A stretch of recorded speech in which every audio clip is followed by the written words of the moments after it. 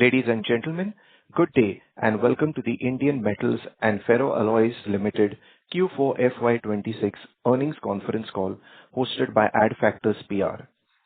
As a reminder, all participant lines will be in the listen-only mode, and there will be an opportunity for you to ask questions after the presentation concludes. Should you need assistance during this conference call, please signal an operator by pressing star, then zero on your touchtone phone. Please note that this conference is being recorded. I now hand the conference over to Ms. Savli Mangle from Adfactors PR. Thank you, and over to you, ma'am. Thank you, Alric. Good evening, everyone, and thank you for joining us on Indian Metals and Ferroalloys Limited earnings conference call for the fourth quarter and full year ended 31st March 2026. Today we have with us Mr. Shubhrakant Panda, Managing Director, Mr. Shaunak Gupta, Chief Financial Officer, Mr. Suresh Babu Chirugopalli, Head of Ferroalloys Business Unit, Mr. Sandeep Narade, Head of Mining Business Unit, and Mr. Binoy Agarwal, Head of Power Business Unit. We will start the call with the opening remarks by our MD, Mr. Shubhrakant Panda, on the business operations, key initiatives, and the broad outlook, followed by discussion on financial performance by our CFO, Mr. Shaunak Gupta, after which we will open the forum for a Q&A session. Before we get started, I would like to point out that some statements made or discussed on today's call may be forward-looking in nature and must be viewed in conjunction with the risks and uncertainties that we face. A detailed statement of explanation of this risk is included in our earnings presentation, which has been shared with all of you earlier. The company does not undertake to update these forward-looking statements publicly.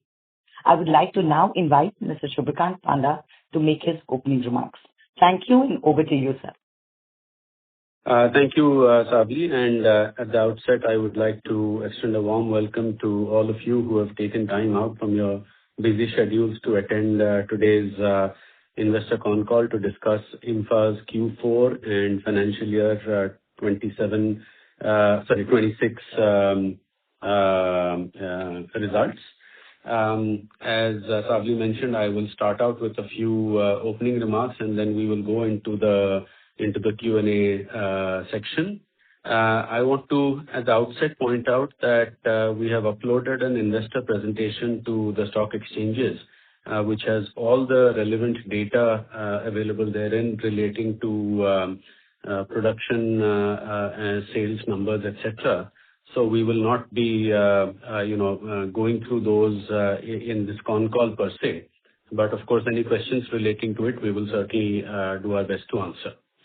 So at the outset, I would like to say that the fourth quarter of FY26 has been a very good quarter operationally.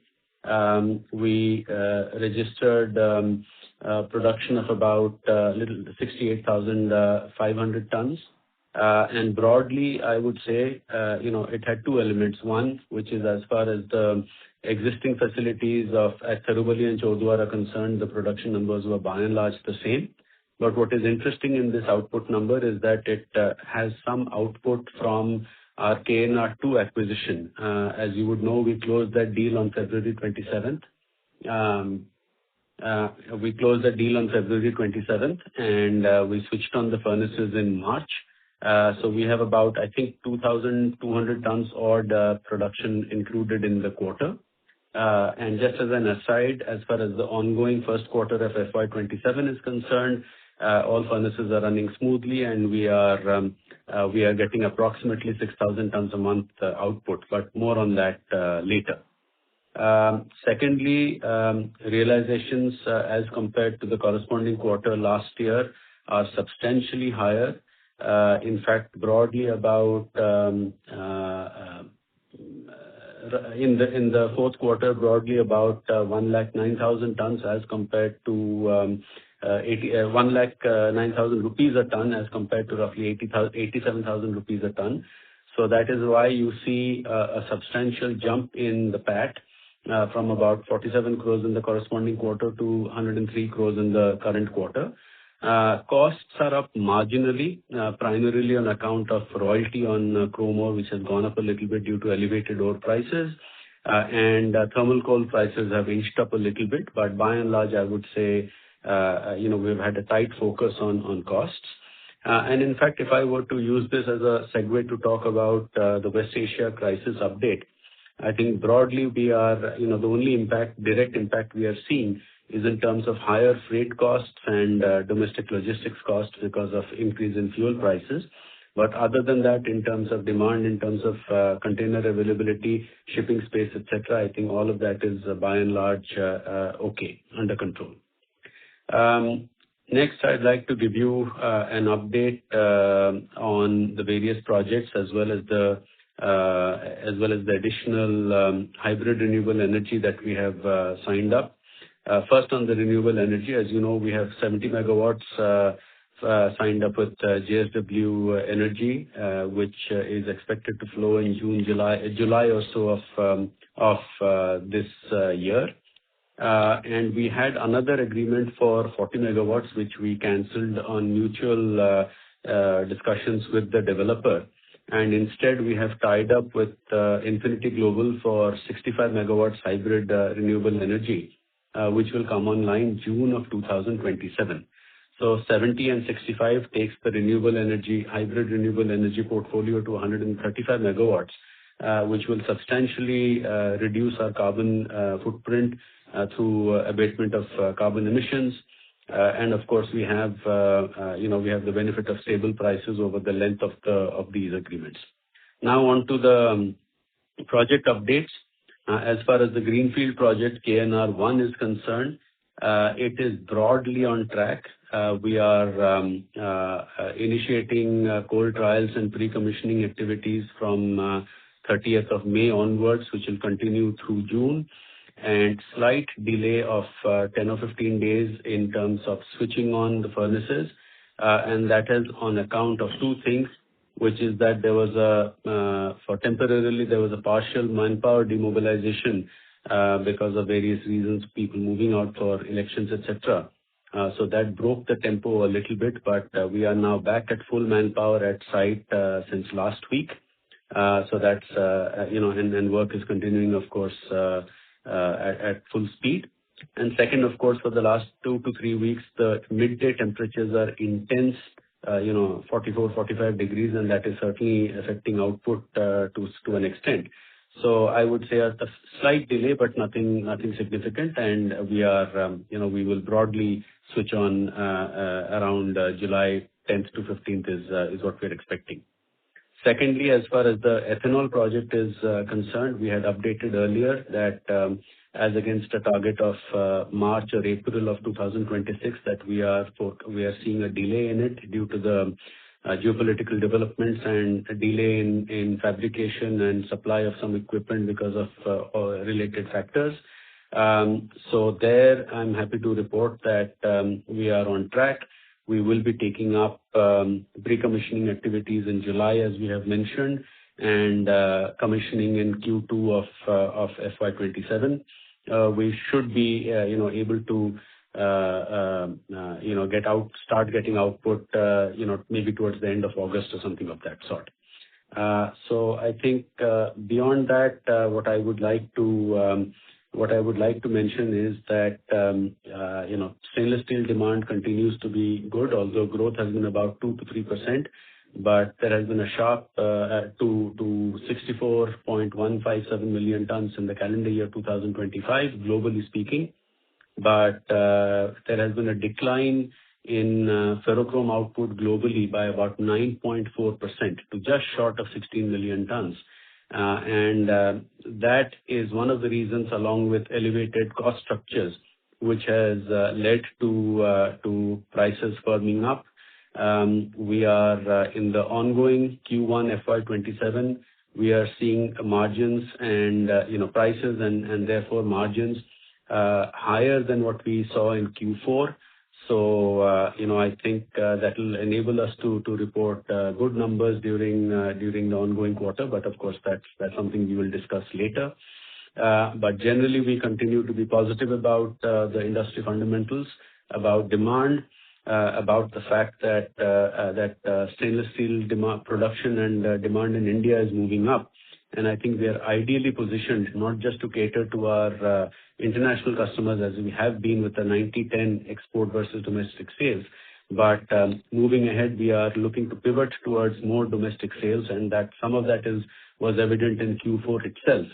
But we are confident about industry fundamentals, about our own resilience and cost structure, and we will, of course, keep an eagle's eye on operational efficiency so that we are able to deliver superior results.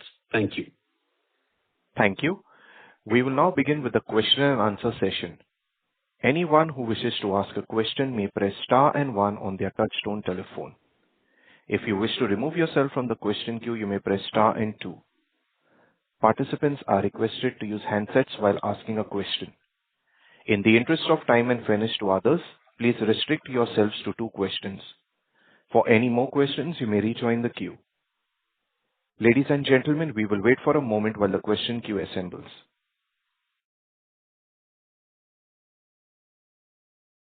The first question comes from the line of Parthiv Jones with Anand Rathi. Please go ahead. Hi. Congratulations, sir, for a good set of numbers. How are you, sir? Yeah. So just a couple of questions. The first one is pertaining to the South African, tariff, the power tariffs.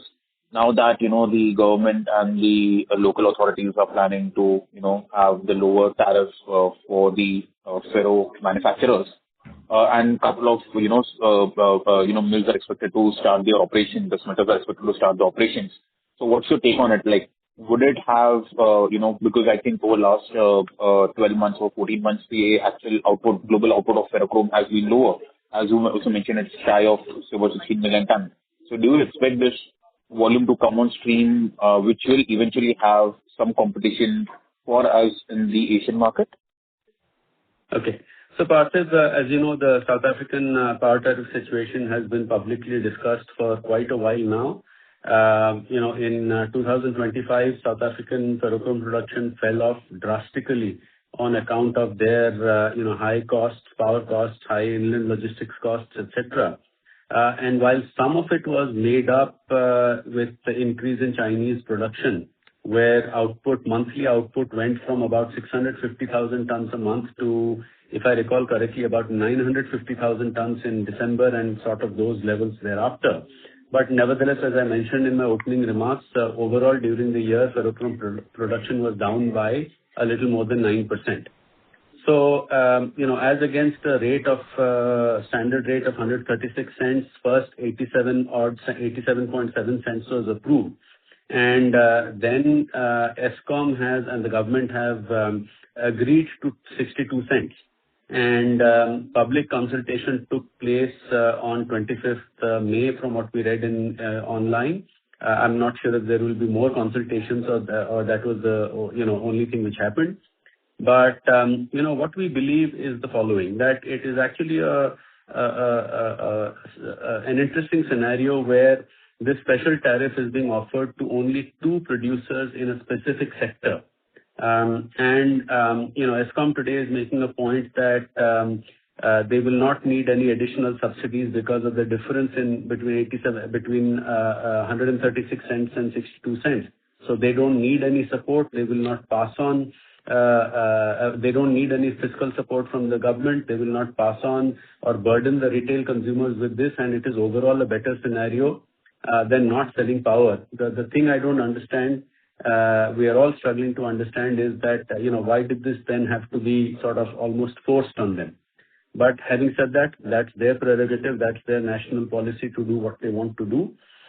What we broadly believe is that from a chrome units perspective, it will by and large be sort of neutral, in the sense that if ferrochrome production picks up in South Africa as a result of these, if 62 cents is finally approved, I believe, first of all, it will come with certain conditions like upside sharing and all sorts of things. But that apart, if it leads to increase in ferrochrome production in South Africa, then it should lead to reduction in ore supplies to China, and therefore lower ferrochrome production in China, maybe moving back towards that 650, 700 or 750,000 tons sort of a monthly mark. and net you will not see a glut of ferrochrome. What I will acknowledge is that if ferrochrome production in South Africa picks up and Chinese ferrochrome production doesn't go down, then you will certainly see pressure on prices. But I would argue that it is not something which is going to be unique to IMFA. And in fact, it will put this whole special power tariff arrangement into a tailspin, because Glencore has been very vocal in saying that 62 cents is what they need to sort of quote unquote survive. But if ferrochrome prices drop down sharply, then 62 cents will not be valid. So this is a confusing scenario. We'll have to see how it plays out. But we have strong fundamentals. We are comfortable where we stand, and we believe that by and large, this even if these tariffs are approved, it will be a sort of a net neutral in terms of chrome units. Okay, that's actually quite helpful, sir. So just to take that PowerPoint forward, because now you are about 135 megawatts of hybrid renewable. So what is the total power requirement which will be met through this particular hybrid renewable, and what is the cost saving on it, if you can share, sir? Okay, so our power portfolio at the moment is we have 200 megawatts of thermal at Chaudhar and 4.5 megawatt peak of solar at Tirubali. And of course, we have some off-gas generation of about 5 megawatts at Chaudhar. But broadly, in as much as our expansion, which is KNR1, and the strategic acquisition, which is KNR2, is concerned, we broadly need about 100 odd megawatts of power. We have tied up 135. Out of that, 70 megawatts should start flowing in about July of this year, and 65 megawatts, which we have signed up with the second supplier a few days ago, will be flowing from June of 2027.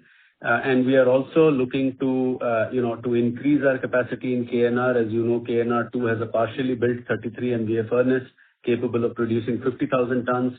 We are working on getting environmental clearances for it, and hopefully by June of 2027 is when we will have it up and running. But when we have a little bit more clarity is when we will share some concrete timelines for that. But broadly, we're looking at June 2027.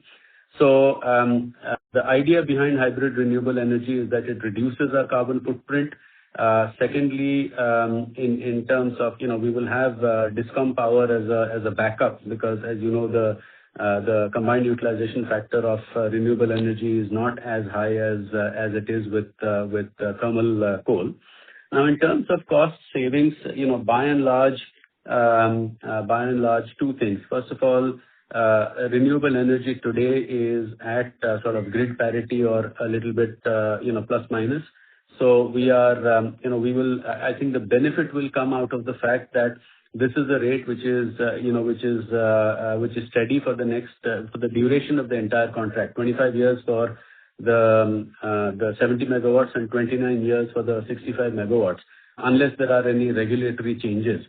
So those benefits will accrue with time. But I would also like to point out that what we are seeing in terms of the fresh coal linkages that we are bidding for, and those benefits will start flowing probably from Q3 of this year, that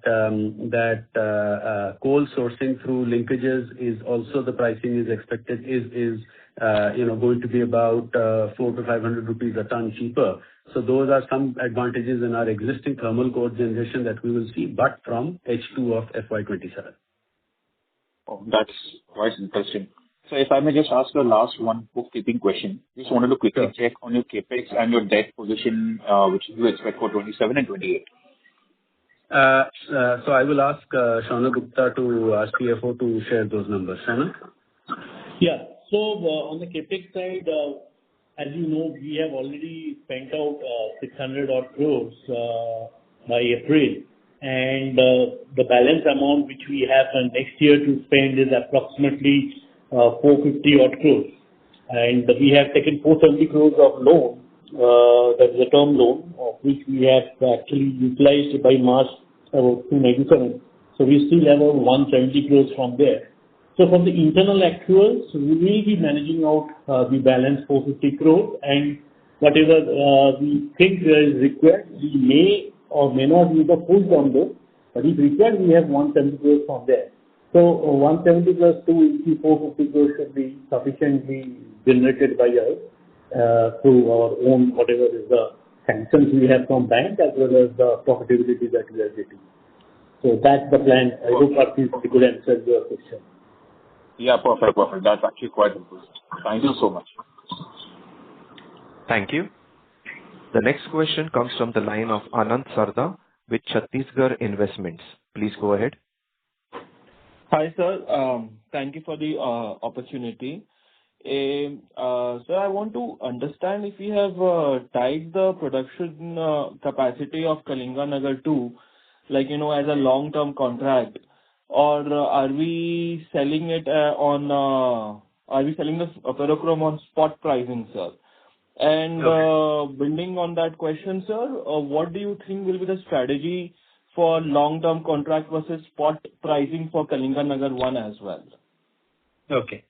So, Anant, broadly, when we look at our marketing strategy, we look at selling about 70-75% against long-term contracts, where essentially whether it is an annual contract or a 5-year contract, tonnages are fixed and pricing is done either every month or every quarter. I mean, it's monthly in the case of China, quarterly in the case of POSCO and some Japanese customers, etc.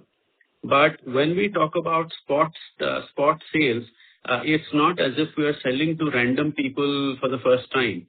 It is broadly customers, repeat customers, but where we don't have a contract, blocking that tonnage for any particular length of time. So there are certain consumers in India as well as abroad where, as well as overseas, where we sell, tonnage regularly, maybe even every quarter, but we don't, there is no long-term contract where that tonnage is set aside.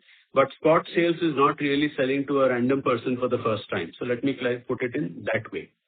Secondly, as far as, our strategy for Kalinganagar 1 and 2 is concerned, our output is going to go from about 265,000 tons, which is where we are in FY26, to broadly 400,000 tons in FY27 and 500,000 tons or so, 475 to 500,000 tons in FY28. Now, first and foremost, what we are doing is from a 90-10 in favor of exports, we are looking to be about 60-40 in favor of exports. Our existing long-term customers internationally are interested in additional tonnage, have reached out to us for additional tonnage.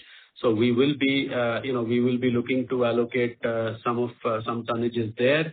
And we believe domestically there is a lot of, the economy is growing, stainless steel production is growing, per capita consumption is increasing, and, there is space in the market for us to make our presence felt. So we will be looking at allocating at least about 200,000 tons to the domestic market in times to come. Now, having said that, long-term versus spot, traditionally in India, contracts have always been, finalized on tonnage-to-tonnage basis, on lot-to-lot basis. But we are talking with a few customers here, and generally speaking, I think there is, they are receptive to the idea of allocating tonnages and pricing it on whichever format. So, but suffice to say that we are very confident about demand. We are very confident about placing these tonnages, and we don't see any issues in that regard. Okay. Sir, regarding the Kalinganagar 2 expansion, there was one 33 MVA furnace which was partially built. So, do you think what are timelines for the completion of that furnace, sir, for additional 50,000 tons? So, in fact, I just mentioned that, but I'll reiterate it. So, yes, there is a partially built 33 MVA furnace which when completed can add another 50,000 tons of output. Because the environment clearances, etc., have to be obtained for that because it has been in that partially built stage for a while. So we are just trying to figure out the timelines. But we would hope to have that, to target commissioning around June 2027. But that is something, we need to get a little bit more clarity about the environmental clearances, etc. So we will give a formal sort of an update on that, perhaps by the next, when we discuss Q1 results, etc., in a couple of months. But broadly, we are targeting June 2027. But I want to reiterate that a firm update on that, on what the timeline is, will be shared by us in a few months. Yes, sir. And my last I'm sorry to interrupt, Anand. I would request you to rejoin the queue for more questions. The next question comes from the line of Harsh Vasa with SBI Cap Securities. Please go ahead. First of all, thank you so much for the opportunity and congratulations, sir, on the good set of numbers. Sir, I just wanted to ask. I'm sorry to interrupt, Harsh. You're not quite audible. Could you please use your phone on the handset mode in case if you're on a hands-free mode? Yeah. Am I audible now? Yes, much better. Thank you. Yeah. So thank you, sir, for the opportunity and congratulations on a good set of numbers. So my first question was about the capex on FY27-28. I know Shaunak sir said about that, but the voice was a little muffled. Could you just repeat that? Yeah. Yeah. So on FY27, what we said that the balance amount of Kalinganagar and ethanol what we have and the underground mines in Sukinda that we are having, which is year-wise we are investing on that. The total amount is about 450 crores of capex. From that, major portion will be actually met through our internal accruals, but we still have unutilized term loan of approximately 173 crores. So that also we can use. So as the time progresses, we will see the ideal mix to use the term loan and the internal accruals. Okay. And sir, capex for FY28? So FY28, other than the routine capex, primarily the balance portion of the mines will be there, which will be to an extent of approximately 700 odd crores. But 700 is not in FY28. Maybe we have not yet calculated the exact amount. At least a major portion of that will be in FY28. Thank you. The next question comes from the line of Ashraf Patel with Molecule Ventures PMS. Please go ahead. Thank you for the opportunity. Congratulations to the entire team for a stable set of numbers during challenging macro environment. So, sir, my first question is with regards to our hedging policy. So, can you explain it at length, broadly, what is our hedging policy? Because looks like there is a sharp jump in other expenses for the quarter, which could be pertaining to that, and also the realization improvement is not as much as visible given how the rupee depreciated during the quarter. So that would be very helpful. So I'll give a brief remarks on this, and then Shaunak can step in with details. So in fact, as far as the mark-to-market notional loss that we have booked is concerned, that is there as in the notes to accounts. You can see that. Mm-hmm. And secondly, the point, broadly, Arav, what we do is we look to hedge about 25 to 30% of our outstanding at any of our foreign exchange exposure, net foreign exchange exposure, and primarily try to make balance the downside while also locking in some of the upside. What has obviously, what happens in a scenario when you have had a sudden jump from 88, 89 rupees to first 93 rupees and then now about 96 rupees or so. That is where it has an impact. Of course, a lot of it is notional, not realized, not actual losses. That is number one. And secondly, actually the top line does, capture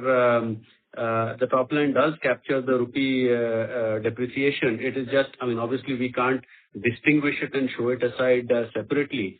But, broadly, if you look at it, Q4 of last year to Q4 of FY26, the tonnage gain is about 2,500 tons, which is not significant.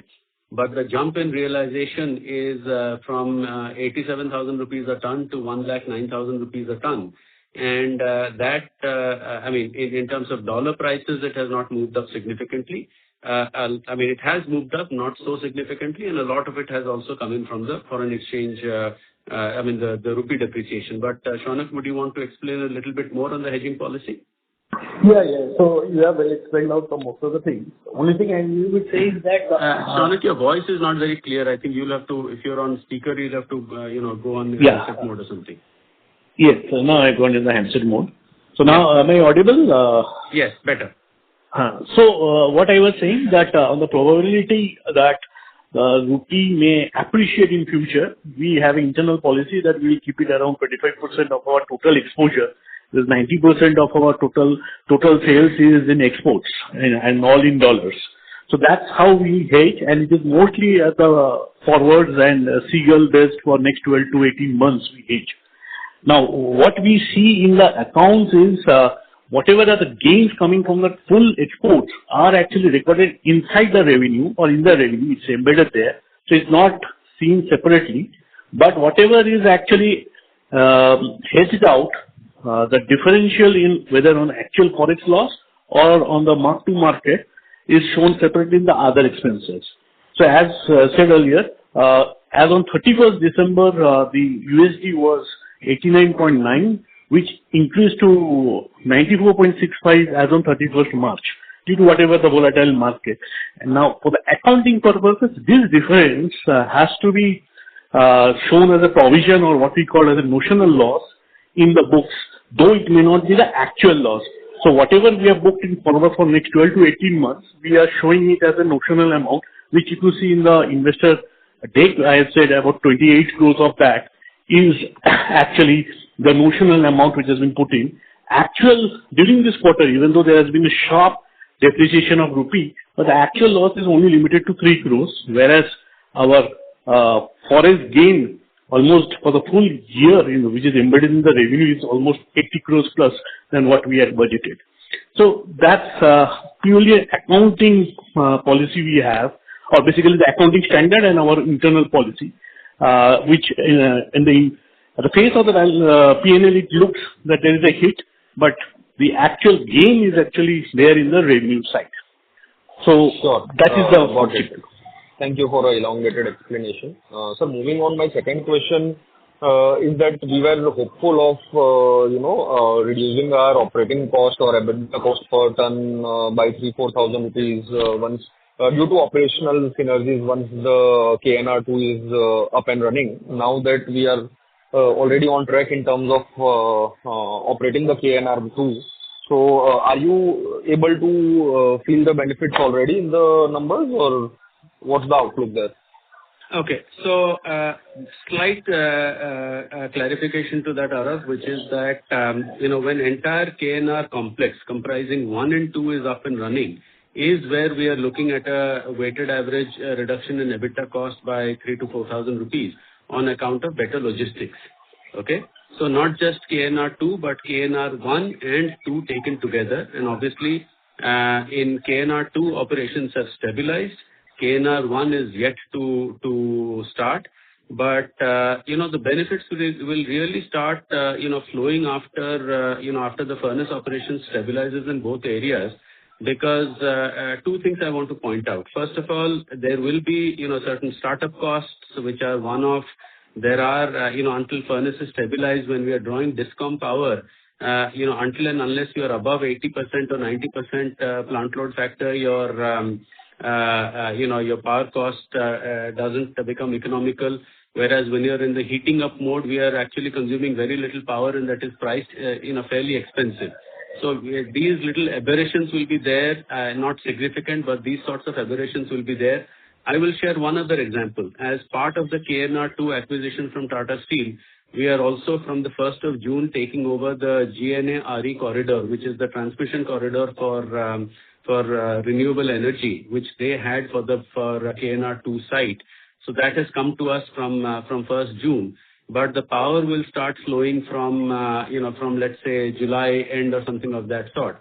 So a couple of months we will be paying fixed charges, which is not significant, 2.5 crores or thereabouts for the corridor without actually utilizing it. But these are, you cannot perfectly time it to a 24-hour period that renewable energy is available and the corridor is available. So these little aberrations will settle down after a couple of quarters.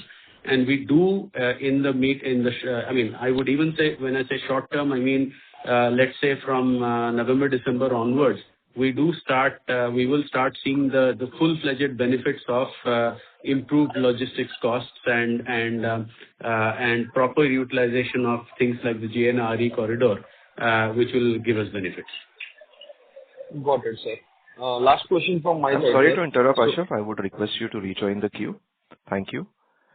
The next question comes from the line of Josha Ashraf with 7 Cs.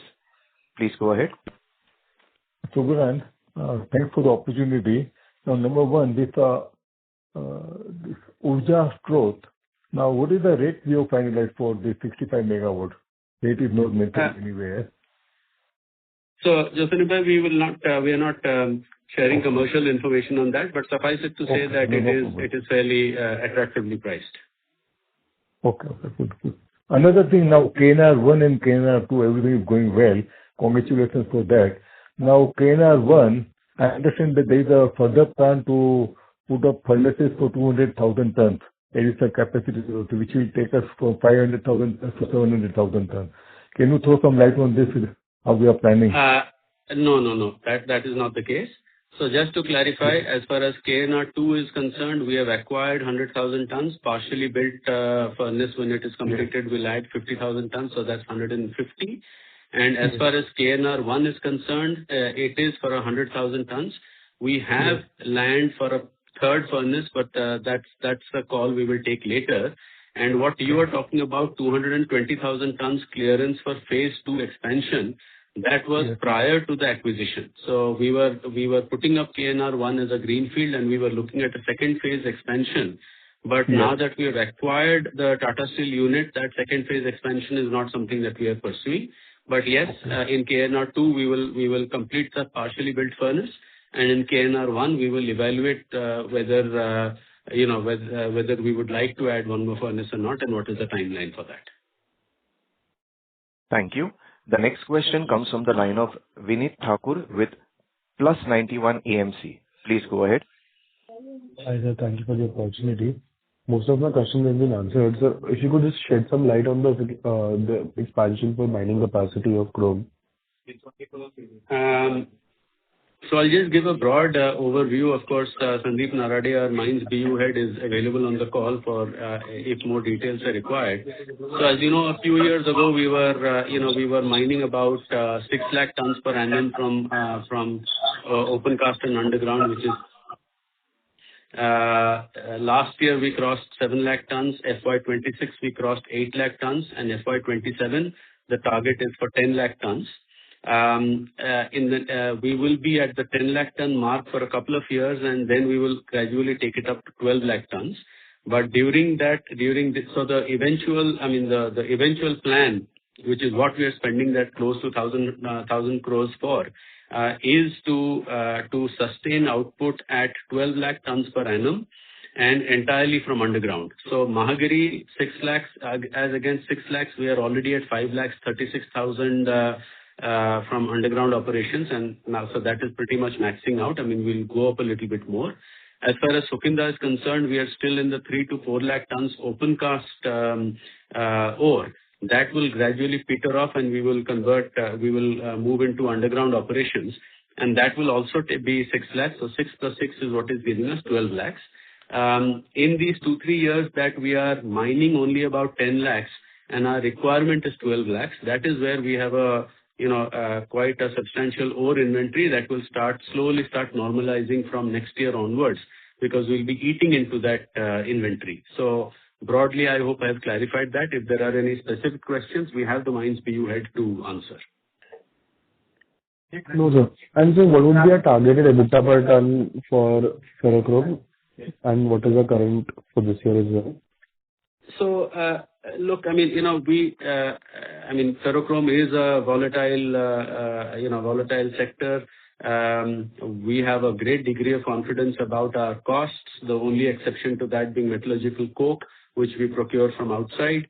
And of course, thermal coal prices also move up and down, and that is where once we have more of hybrid renewable energy coming in, that's more of a steady cost. As I said, barring regulatory changes, the rate remains the same. But the question here is in terms of realizations. And, first and foremost, we certainly don't look beyond a couple of quarters in terms of, we don't forecast prices and we don't look at more than a couple of quarters to be a little conservative in this regard. But we do feel that due to cost pressures, ferrochrome prices in line with other commodities are going to remain elevated. In fact, currently I would say domestic prices are in the 118,000 to 120,000 rupees a ton mark, which is a little bit higher than what we have seen in Q4 of FY26. And even export realizations are in excess of 120,000 rupees a ton. And that is a combination of prices having moved up a little bit and of course the rupee depreciation factor coming into play. So we are broadly confident about the mid to long term sort of demand cycle and what that will translate to in terms of elevated ferrochrome prices. There is a lot of talk also if you look at it about the commodity super cycle, but leaving that aside, I think broadly because of underinvestment in newer capacity and creating new capacity, we believe that we will see a sort of a prolonged period of relatively elevated prices. So a little difficult for us to give targeted EBITDA per ton per se. But Shaunak, I don't know if you would like to add anything to this. No, I think we have already explained out the whole matter and specifically the volatile market. We usually don't give any future projection on the EBITDA. But on the quarter one side, we see the similar price realizations and definitely we expect to do well in quarter one. Lastly, could you just help I'm sorry to interrupt you. I would request you to rejoin the queue. Thank you. The next question comes from the line of Pranav Jain with Ageless Capital and Finance. Please go ahead. Hi, sir. Thank you for the opportunity and really happy to see. Hello, am I audible? Yes. Yes, Pranav. Yeah, thank you for the opportunity and really happy to see KNR2 already at 70% utilization levels. Just two clarifications from my end. So this year was it this year that we're targeting a 60-40 export versus domestic split? So we are looking at going from 90-10 to 60-40 in by sometimes next year. First and foremost, the added capacity from KNR1 also needs to come on board. And that will really, realistically, as I said, one furnace we're looking to switch on in by about 10th to 15th July, and the next furnace around end August, early September, which will. So the commissioning of the pre-commissioning will start in a few days. Switching on is slightly delayed in the first furnace, but slightly advanced in the second furnace. So I think it overall averages out in terms of our output target for the year. But once that we will hit a annualized rate of 5 lakh tons by November, December of this year. And that is when we will broadly start looking at 60-40. Got it, sir. And just second was considering that our Kalinganagar plant capacities are coming up largely in the first half of the financial year, along with some part of renewable energy also starting. So towards the second half, can we expect that EBITDA cost to go down by a couple thousand tons, going back to our 78,000-79,000 tons that we used to do earlier? So as I mentioned a little while ago, that what we were indicating in terms of 3,000 to 4,000 rupees a ton savings, that will come when the entire capacity is online. And yes, you are right that by H2 KNR1 will be online, and of course KNR2 is already operating. But again, as I mentioned, give us a few months for these aberrations in terms of startup costs and all that to sort of settle down. So I don't want to overcommit and give explanations, but and thereafter have to explain. But when we achieve a steady state operations is when we will see it. So I think that will be towards the end of the year, or to be on the safer side, if I say from Q4 of FY26, FY27 onwards, is when we would truly have steady state operations across the board. Fair enough, sir. Thank you so much and all the best. Thank you. The next question comes from the line of Saket Kapoor with Kapoor and Company. Please go ahead. Yeah, namaskar, sir. Firstly, sir, Namaskar. First a clarification that it is the unhedged part of our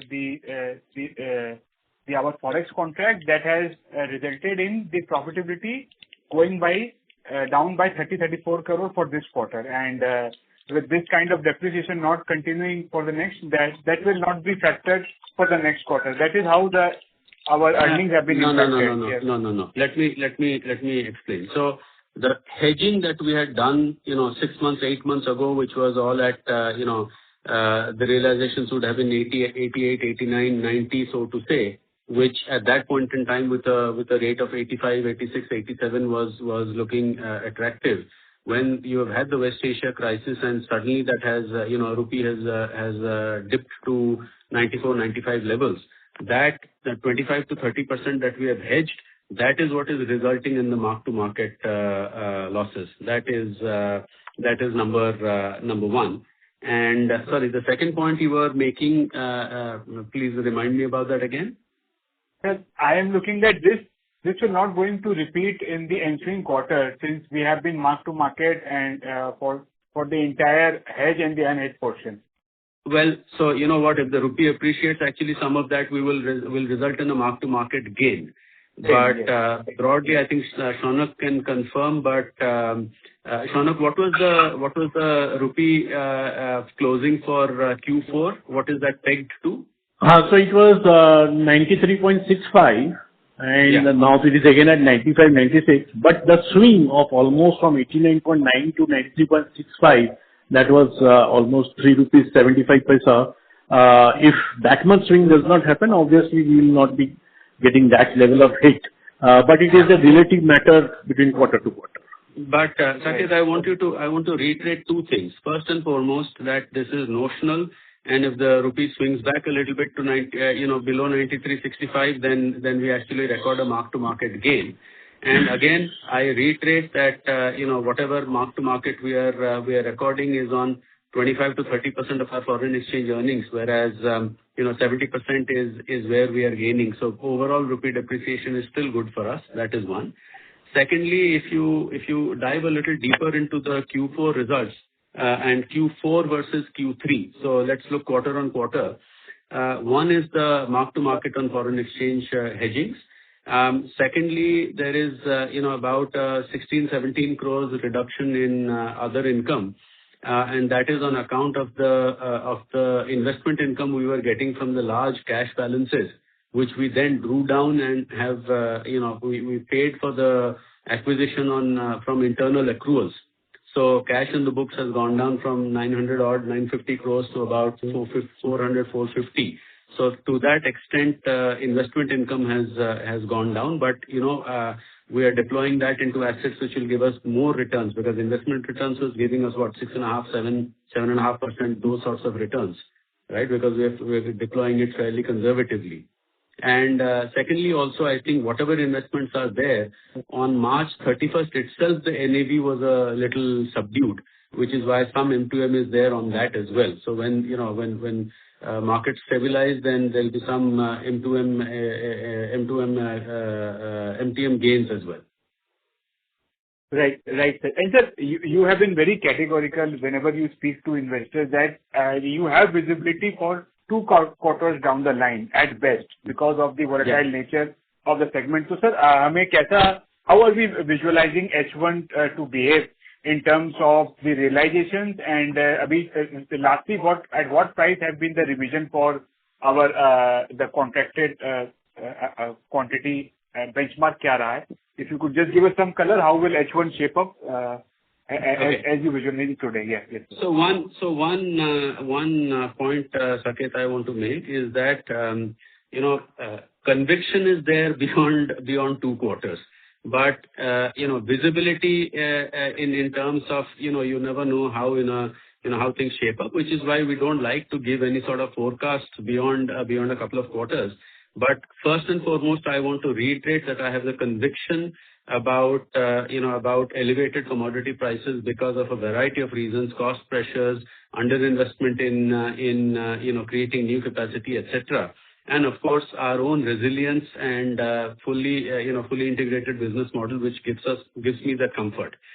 Now to come to what H1 is looking like. First of all, as I said, Q1 is looking definitely better than Q4 of FY26. Q1 FY27 is definitely looking better. Prices have moved up a little bit more, and we don't and the higher output comes into play. So as against sales of about 67,000 tons a quarter, that is normal for us.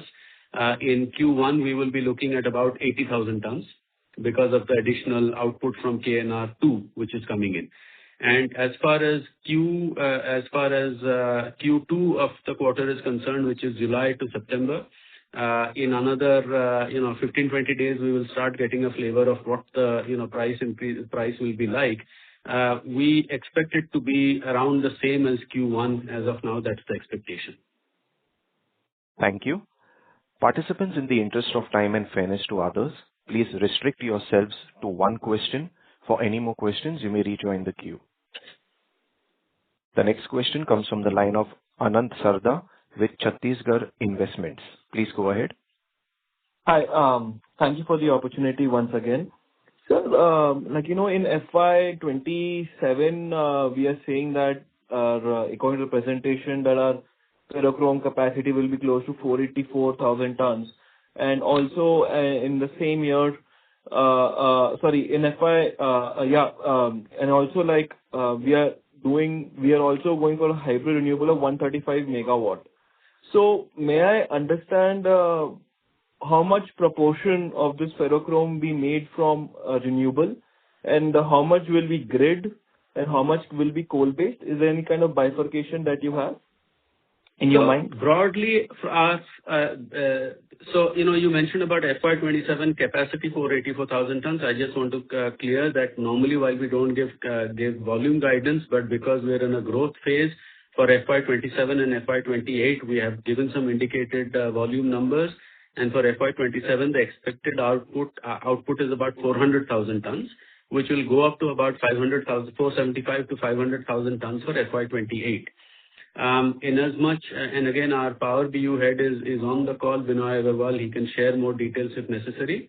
But broadly, I would say that next fiscal, FY28, we broadly would expect about 35 to 40% of our total energy consumption to be from renewable sources. Thank you. The next question comes from the line of Pragyam Ladda with Omni Securities. Please go ahead. Sir, all my questions have been thoroughly answered. Just two more questions. First, would there be, you said that there might be some one-offs when you are starting these plants. So can you throw a bit more light on it? Would you be able to quantify it, I mean? Program difficult to quantify at this point in time, but the initial, these are brand new furnaces which will come into play. So the heating period and, there will be a heating of about 10 to 12 days, following which you'll be gradually stepping up load.